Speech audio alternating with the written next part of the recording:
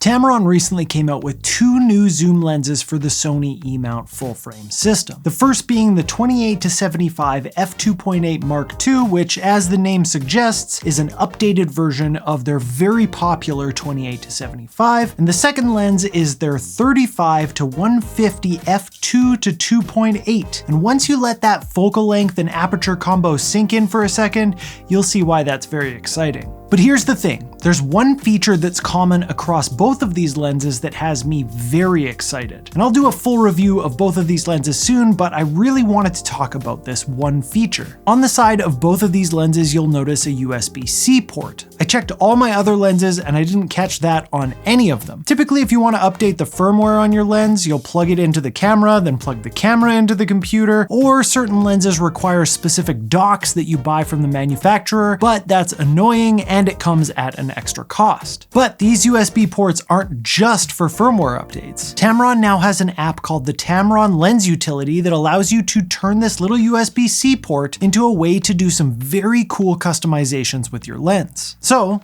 let's take a look.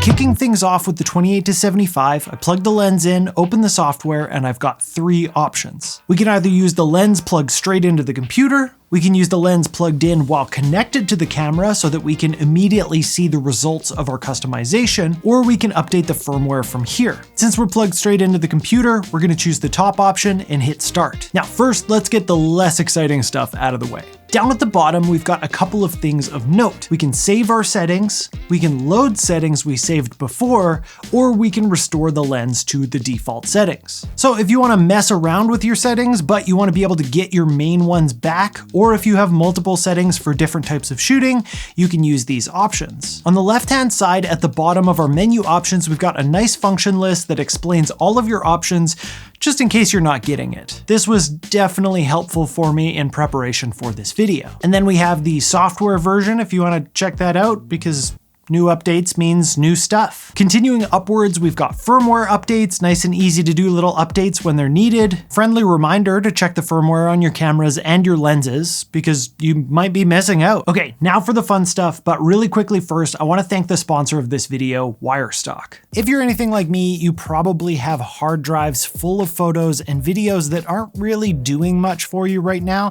and maybe you've considered putting them up on stock sites, but that whole process seems a bit daunting. Wirestock is a website that makes it super easy to get your photos and videos uploaded and making you money. The submission process is super easy. They do the keywords and captioning for you instead of you having to try to guess for your own. They also list your assets across all the major stock marketplaces like Shutterstock, Adobe Stock, Pond5, and more. And they also license your content to other marketplaces, brands, and agencies too. The nice part is that you get all of this with only needing to make a single account to keep track of everything. It's absolutely free to sign up and get started. They take no subscription or flat fee, and it's only 15% commission from paid royalties. So they only get paid if you're getting paid. They've also got an Android and iOS app so you can start earning with your mobile content as well super quickly. If this is something that's interesting to you, check out the link in the description, and a huge thank you to Wirestock for sponsoring this video. Up at the top, we see the home menu. There's a fun little picture of our lens with some options on it. We can click on the part of the lens that we want to customize, or click the set of options below that, or we can click the menu options over on the left. They all go to the same place, but I like clicking on the picture because it just is the most satisfying. With this specific lens, we've got two options for customization,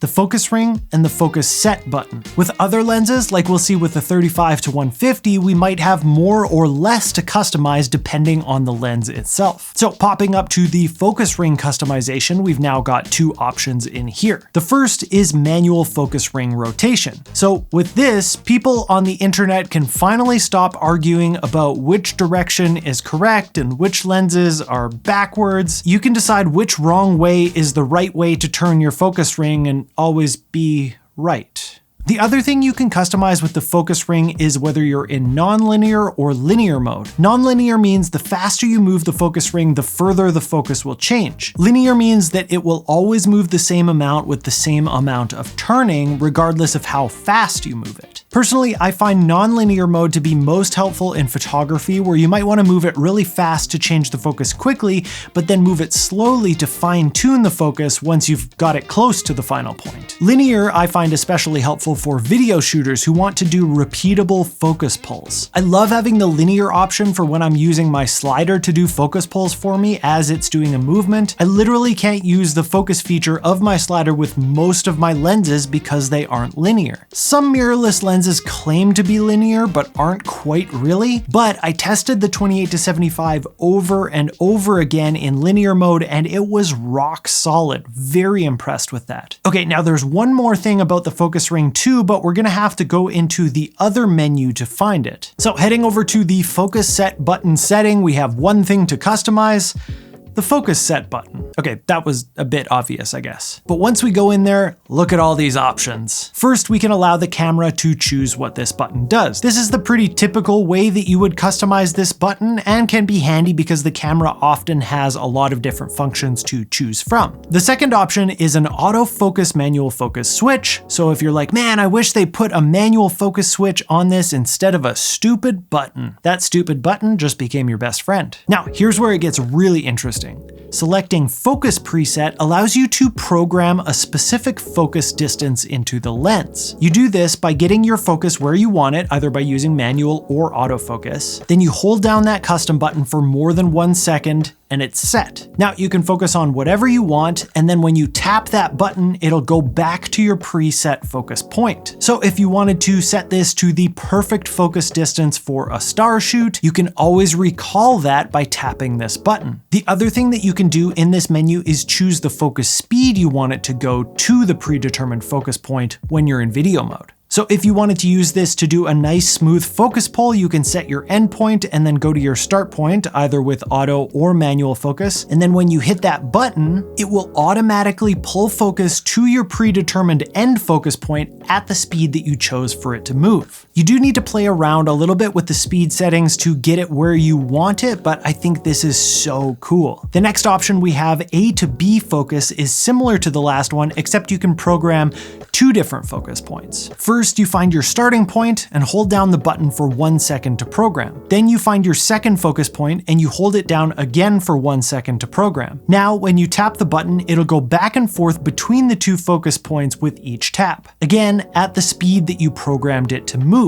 So you've got completely repeatable and smooth focus pulls over and over again until you've got the shot that you wanted. In photo mode, the speed doesn't make any difference. It'll just go as fast as it can. The next option that we have is the focus ring function. This is what I was talking about before. This allows you to use the custom button switch to change the focus ring into an aperture ring. So if you're bummed out that these lenses didn't have a dedicated aperture ring, here you go. You got 2 options. One is a quick press to switch it between the 2 functions, and the other is a 1 second long press. Basically, the quick press is nice if you want to switch between the 2 modes quickly, and the long press is nice if you're worried about accidentally changing it when you don't want it to change. And for the final option, we have clear settings, which just means that the button will do nothing. This is for those button haters out there. So that covers the customizations that we have for the 28-75 for now, but we've got a few more with the 35-150. The reason that we have more options on the 35-150 is because they've given us a 3-way customization switch on this lens. Basically, you can now program each of these positions of the switch to make the focus set button react differently. So for example, if you wanted to do the focus preset mode as number 1,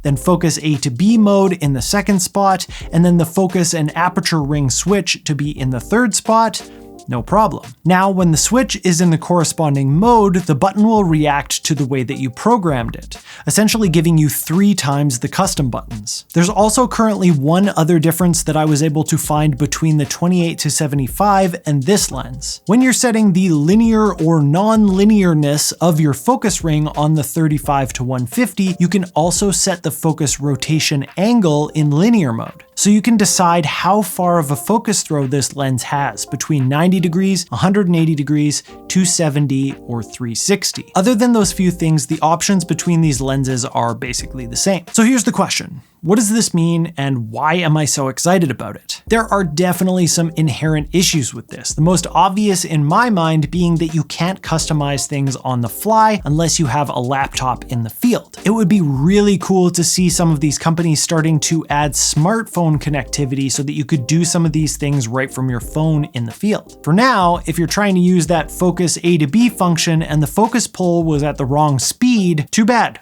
Go home, plug the lens into your computer and change it, and then head back out. But even with the few potential problems, they're problems with functions that we don't have on any other lenses as far as I'm aware. And while I'm excited for simple things like the basic customization of the focus wheel direction, and even more excited about stuff like pre-programmed focus pulls, the thing that I am the most excited about is that the sky is the freaking limit. Tamron could add whatever they want to this anytime, as long as it's something that they can program into a firmware update. So if there's something cool that you'd like to see them add to a lens, you can just pester them until they add it. And in future lenses, maybe there are even more possibilities with buttons and switches that aren't limited by what your camera knows. With this, the lens just bypasses the camera altogether and says, we're gonna focus over here now, thank you very much. And you know what?